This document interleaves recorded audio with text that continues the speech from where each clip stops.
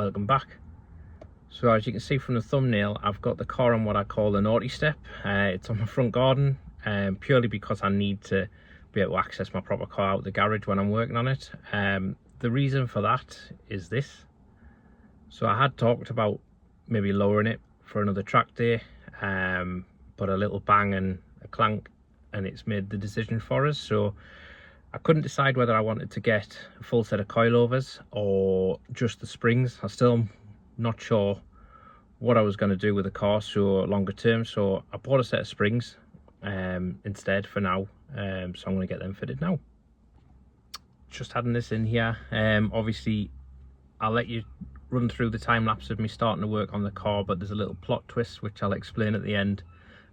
Things don't always go to plan on rusty old wrecks, do they?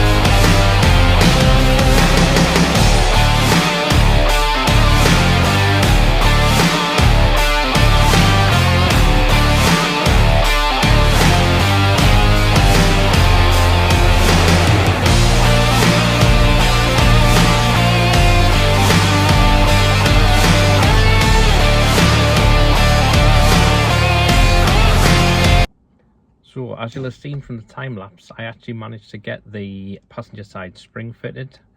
Yes, it did look like the bottom of the Titanic under there, but I plan to come back and do some rust treatment and some under sealing in the future. However, the fun did begin when I hit the passenger side. To start off with, the track rod end nut, as you'll see from the video there, literally just rounded smooth. It was literally a lovely smooth circle. So I ended up having to go and get an angle grinder and grind the top off that and hammer the rest of the track rod end out of the hub. I thought that would be the end of my problems. I then struggled with the bottom of the suspension, the shock absorber bolt into the hub, so it rounded. I managed to hammer on a smaller socket that rounded. In the end, I had to put a lot of heat on it. Once I got the heat on it and I managed to hammer another socket on, it did come out, but obviously that was knackered, so I had to go to Ford and buy another bolt for the bottom of the hub. Then I'll show you in this next video, but the nut on the top of the shock absorber was so rusty it had disintegrated to nothing. I did try and hammer a socket onto it, which did get stuck, and in the end I lost all patience and ended up having to angle grind the spring and shock absorber to bits so that I could rescue one of my sockets. And obviously that's meant now that the job's turned into a bit bigger one than I expected. So I'm going to leave this video here. I'm going to quickly show you what's left of the spring and the shock absorber in the next little clip. But next time what I'm going to do is I've ordered shock absorbers, 2 track rod ends, 2 top mounts. I'm going to refit the one spring I've already fitted, but with a new shock absorber and top mount. I'm going to do some rust treatment and under sealing on the front as well, and then I'll move on to the back. Yeah, like I say, the car obviously decided it wanted a bit more love than what I was going to be giving it to start off with. So yeah, have a look in the next one and you'll see how I'm getting on. Cheers.